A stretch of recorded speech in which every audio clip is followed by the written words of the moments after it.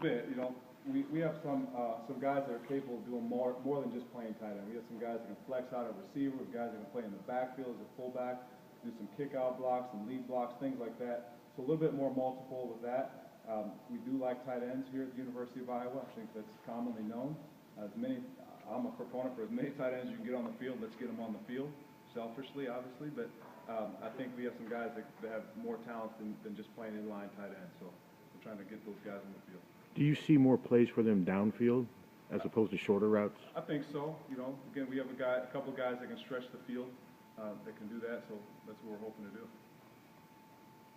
couple of young guys that are both true freshmen technically, Noah Fant and T.J. Hawkinson, those very similar size. What do those two bring? And they seem like they're in the mix right now. Sure, they are in the mix, and the other guy wouldn't leave out is Sean Byer. He's still young. Across the board, we're all young. Inexperienced, I guess is probably a better way to put it, the tight end position. But Fant played some last year, right? Had a couple of big catches. Hawkinson spent the year on the scout team along with Byer was a receiver last year on the scout team.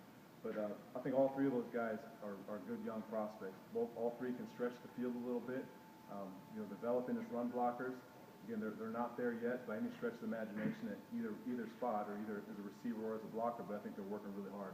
I think a couple things that you guys have seen already from last year. You've seen Noah be able to stretch the field. The guy can run, flat out run. And I think he's underrated a little bit as a blocker. He needs to refine his technique.